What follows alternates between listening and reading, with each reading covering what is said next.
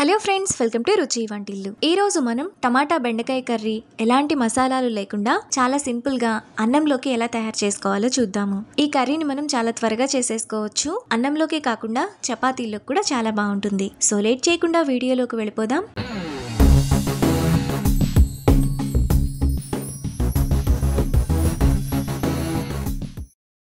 ముందుగా టమాటా బెండకాయ కర్రీ చేసుకోవడానికి స్టవ్ మీద ప్యాన్ పెట్టుకొని అందులో 2 టేబుల్ స్పూన్లు ఆయిల్ వేసుకోవాలి.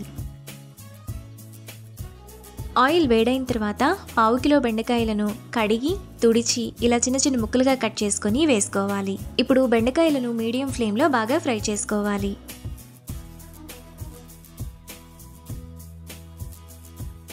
బెండకాయ ముక్కలు ఈ విధంగా బాగా వేగిన తర్వాత వాటిని ప్లేట్లోకి తీసుకొని పక్కన పెట్టుకోవాలి. ఇప్పుడు ఇదే ఆయిల్లో 1/2 టీ స్పూన్ ఆవాలు, 1/2 టీ స్పూన్ జీలకర్ర వేసుకొని ఫ్రై చేసుకోవాలి. ఆవాలు చిటపట్లాడిన తర్వాత అందులో సన్నగా తరిగిన ఒక పెద్ద ఉల్లిపాయ, 2 పచ్చిమిరపకాయలు, 1 రెమ్మ కరివేపాకు వేసుకొని ఫ్రై చేసుకోవాలి.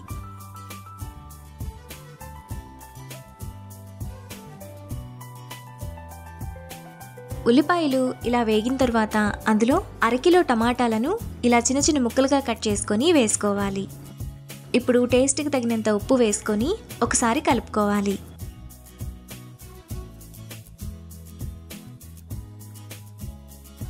ఇలా కలుపుకున్న తర్వాత మూత పెట్టుకొని మధ్య మధ్యలో కలుపుతూ టమాటాను మెత్తగా మగ్గనివ్వాలి.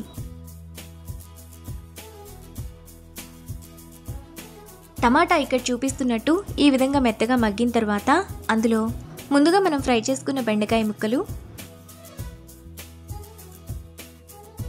1/2 టీ స్పూన్ పసుపు, 2 టీ స్పూన్ల కూరలో వేసుకునే కారం వేసుకొని ఒకసారి కలుపుకోవాలి.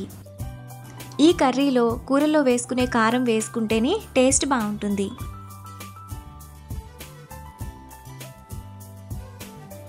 ఇలా కలుపుకున్న తర్వాత మూత పెట్టుకొని మరో 5 నిమిషాల పాటు లో ఫ్లేమ్లో ఉడకనివ్వాలి. 5 నిమిషాల తర్వాత టమాటా బెండకాయ కర్రీ మనకు ఈ విధంగా రెడీ అయిపోతుంది. ఇప్పుడు లాస్ట్లో 1 టీ స్పూన్ ధనియాల పొడి, సన్నగా తరిగిన 1 కట్ట కొత్తిమీర తరుగు వేసుకొని మరో నిమిషం పాటు బాగా కలుపుకోవాలి.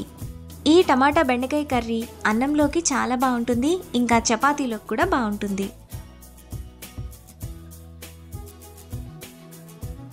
మనకు చాలా టేస్టీగా బెండకాయ టమాటా కర్రీ రెడీ అయిపోయింది. ఇప్పుడు ఈ కర్రీని బౌల్లోకి తీసుకొని రైస్ ఇంకా చపాతీతో సర్వ్ చేసుకుంటే ఎంతో టేస్టీగా సింపుల్గా చేసుకునే టమాటా బెండకాయ కర్రీ రెడీ.